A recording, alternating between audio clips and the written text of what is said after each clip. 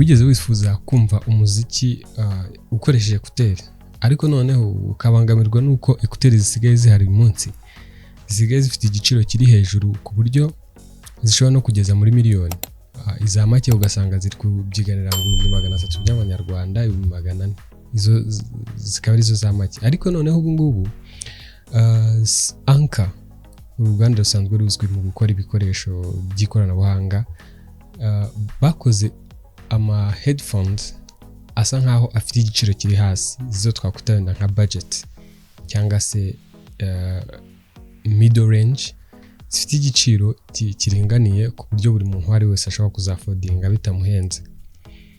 Uyu munsi rero ngufitiye utu ekuteri yavuga kuri utu ekuteri. Utu ekuteri twitwa Soundcore P30i. Utu ekuteri nitwo ngiye kuvugaho uyu munsi. Ibuka gukora subscribe kugira ngo tujye dukomeza twungurana ubumenyi mu bintu byinshi bigiye bitandukanye. Ngiye muri kumwe nitwa Robert Sangano. Iyo ukurikiye ni Room Z.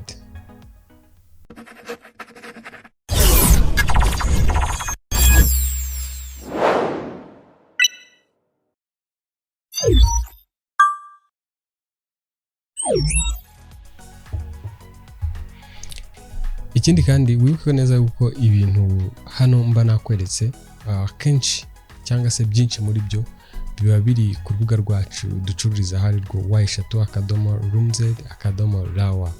Ushobora kujyayo ukareba ibyo ukeneye ukagura. Ibikoresho biba biri hariya ni ibikoresho tuba twatoranyije, ntabwo ari byo dutoragura hirya no hino ngo tubazanire. Niba byatoranyijwe twizeye neza ko bigomba kubabera byiza tugatanga na garanti. So utu ekuteri rero tuno ekuteri dufite base iremereye ihambaye nyine, ifite utu microphone tune tugufasha kuvugana n'umuntu nyine clear calls kugira ngo call zize zimeze neza zivuga neza nta kibazo, aho kugira ngo umve umuntu arimo akubaza ngo se ko tuvugana nkaho numva bitavuga neza wambaye ekuteri. Hano ntibikunda kuko zino microphone zikoranye AI bituma nyine calls zigenda neza nta kibazo umugize. Aka case kayo ni 2-in-1 kubera ko karacaginga ariko nanone kashobora kwifashishwa nka phone stand ku buryo ushobora kwifashisha igihe uri kureba filime, ekuteri ziri mu matwi, telefone yawe iteretse ku meza irambitse kuri kano ga case, utiri wifata mu ntoki ngo bikugore. Zifite kandi auto noise cancellation, kuvuga ngo kumenya ahantu hari urusaku rwinshi cyane zikamenya ko zikoresha noise cancellation iri ku rwego rwo hejuru. Mbese zigenda zihindagura bitewe na environment ugezemo, ariko ugakomeza kuryoherwa na music yawe nta kibazo ugize. Mbese ni wowe n'umuziki wawe uburi kumva. Izi iyo zitari mu gakesi cyangwa se iyo ziri gukoreshwa zishobora kuvuga amasaha 10 yose zidahagaze. Igihe iyo ziri kumwe n'agakesi umuriro wazo muri rusange ni amasaha 45. Urumva ko na amasaha ahagije niyo waba wagiye ku rugendo, niyo waba waragiye ku rugendo uzamara iminsi. Ibi ngibi byagufasha cyane. Zifite IP54, ibitonyanga by'amazi ntabwo bishobora kuzangiza cyangwa se ibyuya, nta kintu bishobora kuzitwara.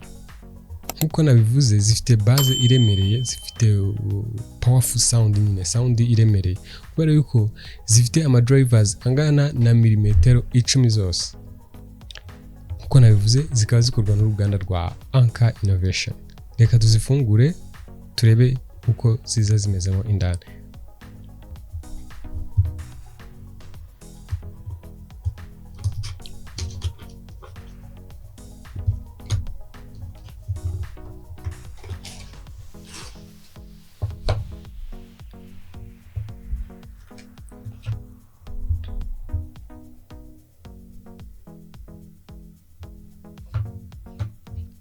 Hazamo kambere ni quick start guide.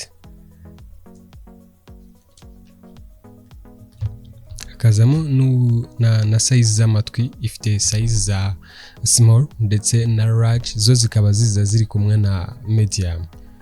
Uvuga ngo ku bantu bafite amatwi matoya bashobora gushyiramo small, n'abantu bagira amatwi manini aho kugira ngo nyine uje twambara tukujabuke, ushobora gushyiraho amatwi tuno tuntu, niba reka ntwite udutwi twa large.